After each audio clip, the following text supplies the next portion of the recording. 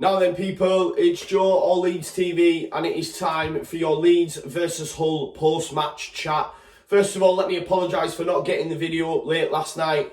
I didn't get back till gone nearly 1 o'clock. It was an absolute nightmare getting out of the overflow car park, and then the weather didn't help. I mean, it was a nightmare even getting to Ellen Road. It was absolutely gridlocked driving down through Beeston down to Ellen Road. So I am sorry for that, but like I say, yeah, I was absolutely beat, but the video's ready to go. And before we do get into the video, please smash a like, please share, subscribe, and of course, watch the rest of the team's videos.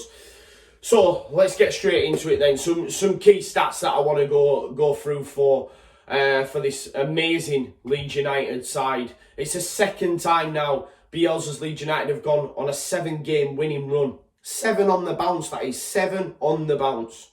You know, 10 unbeaten in total after that Millwall game. And of course, it's our 4th clean sheet on the bounce. This defence is absolute rock solid, resolute, can't and won't be beaten. You know, no side in Europe's top 5 leagues or the top 4 tiers of English football has a better defensive record than this Leeds United side this season. You know, we've conceded just 10 goals in 20 championship games this season. That is, in the history of the second tier of English football, there is only Notts County in 1922-23 that have conceded fewer goals at this stage of the season. I think theirs is 8. You know, that's since 1920s, guys. That's how good this Leeds United defence is.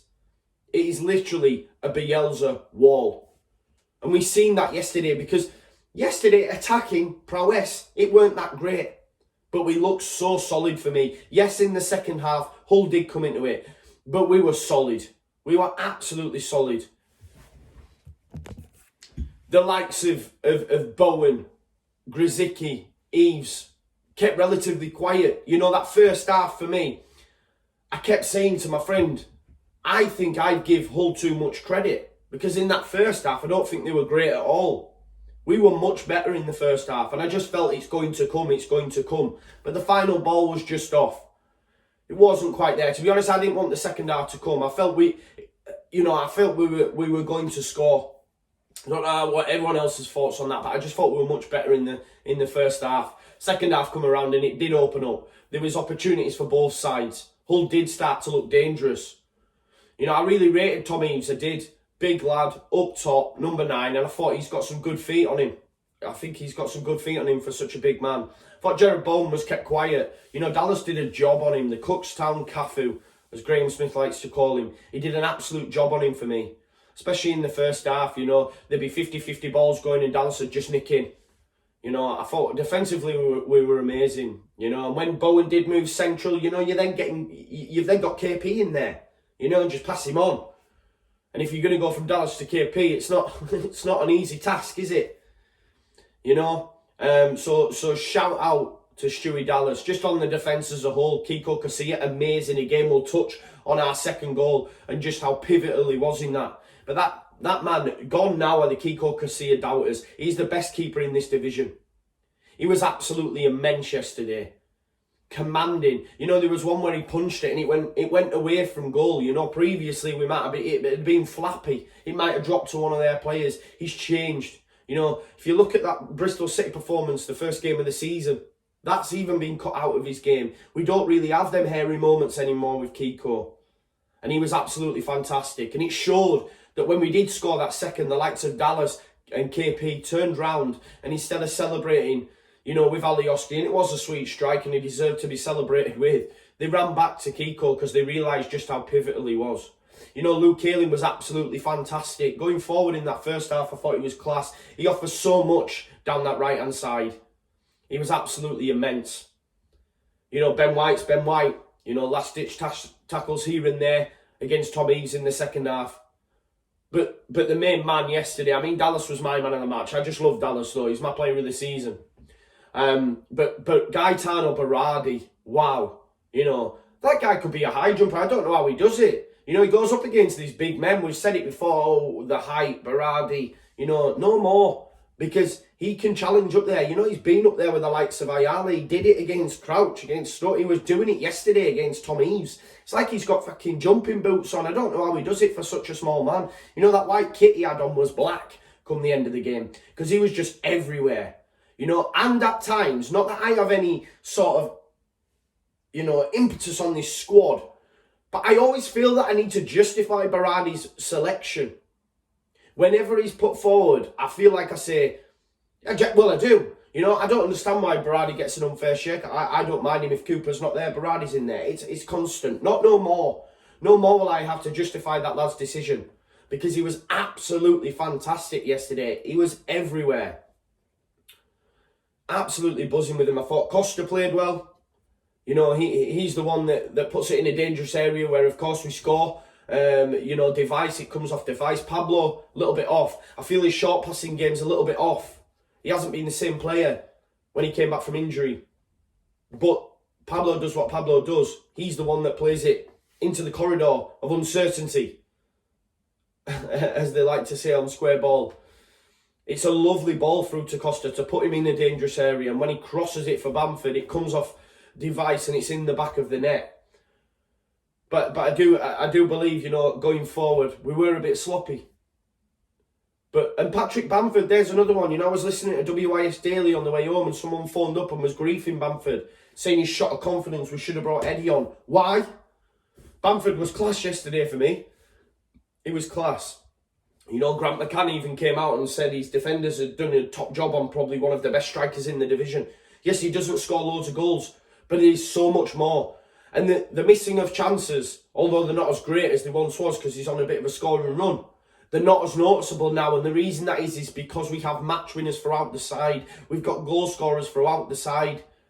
I said after Huddersfield how BIELSA had changed the likes of Alioski and Harrison into match winners. And Alioski's come onto the pitch for Harrison and scored, for me, an unreal goal from such an acute angle. Let's go to the goal itself. I mean, Kiko Casilla has made an absolute worldie of a save from point-blank range from a Grzycki cross from Tom Eaves. It's like a combination of keeping it off the line between Kiko and Bamford. You know, this time last season, them two would have probably challenged each other. Both ended up in back at net along with the ball. But no, not now. You know, it's an unreal save. And just shout out Bamford. You know, them people that don't think he offers as much. He clears the ball off the line on that second goal. And in 14 seconds, much like Jack Harrison at Reading, in 14 seconds, he's on the end of Click's cross that hits the post that finds its way to Alioski. That's what that guy offers to this side. And he ran all day as well. You know, this is what you've got to remember. This is on like the 80th minute. Do you know what I mean? We left it late, but it was an unreal goal. You know, Click put the afterburners on straight down the right-hand side. It's a lovely ball to Bamford. Bamford hits it first time. It's off the post. And of course, Alioski just rifles it. You know, normally in them positions, I'm thinking, oh God, Alioski, it's going on. It's going over the south stand, this. But no, from such an acute angle, bang, in the back of the net and leads a 2-0 up and home and dry. It was just an absolute barnstormer of a performance from a defensive display. You know, 7 wins on the bounce. We did that last season. Let's continue at this. Let's go 8. Let's beat Cardiff. You know, 10 games unbeaten in this division is no mean feat. It's rock hard, in fact. It's rock hard. You know, we've seen the likes. I said on Sunday Night Live, you know, I thought Fulham would get beat at Preston. You know, and they did. You know, Lee Johnson coming out shouting his mouth off saying, oh, if we'd have played West Brom and Leeds again, we'd give him a game now. No, Lee Johnson, you're just on one of your winning runs. What happened yesterday? You lost. Do you know what I mean? For me, us and West Brom, it's ours now. I don't want to get too far ahead of myself, but 11-point gap between third and the inconsistency. You know, Fulham will probably get beat on Saturday against Brentford away. You know, I thought Forest were the danger. I said that on Sunday Night Live. It's Forest we need to be aware of. And then they couldn't win at Borough. You know, I think Borough scored a late pen. So, for me, the rest of the chasing pack are far too inconsistent. And us and West Brom. You know, West Brom play tonight. Let them win. I don't care. Obviously, I'd like to win the league, but I just want to go back to where we belong. And it would be the ultimate Leeds of all Leeds things to do if we couldn't do this. You know, I was listening to David Myler on Talk Sport, and he's even saying, you know, nah, I still fancy Leeds to go up through playoffs. We're 11 points ahead. Do you know what I mean? Do you know what my favourite moment after last night? And I was saying it because I was so happy. You know, I had one of them Villa-esque type. I was like tweeting out, fuck Fulham, fuck this, fuck that, we're fucking back. Because I don't get carried away, the emotion gets ahead of me. But one of the main things I thought, I'm buzzing because everyone else in the Championship, in football, will be fuming about what's going on at Leeds United. You know, you go on Twitter, you've got every single news, bookie, outlet tweeting positively about Leeds United and Bielsa. And it'll boil everyone's piss. People will be fuming. And that's the bit that I love the most about it. I just want to make sure I've covered all points. I mean, defensively, again, as I've said, Berardi, Dallas, Ayling, White, Kiko, immense, KP, quality. You know, going forward, we maybe weren't as great, but we've won the game 2-0. We've won the game 2-0, and I did say that. But yeah, I'm just absolutely buzzing, guys. Defence is absolute fire. You know, the best in Europe's top leagues. Best in England. There's only one team that have a better defensive record than us in second tier ever. And that was in the 1920s. You know, 7 wins on the bounce. 10 unbeaten. And our 4th clean sheet in a row. 4th clean sheet in a row. It's just unreal. It's unreal to see. And I'm absolutely buzzing with the performance. And Jared who? You know, what were we worried about? Because the Cookstown Cafu bossed him. And he was my man of the match. But I'm just in love with Dallas. And yeah, Alioski, match winner. You know, you're swapping one match winner in Harrison for another in Alioski. The levels of performance from them guys has just gone up a notch. I mean, even Dallas, look at Dallas last season. He's gone up a notch.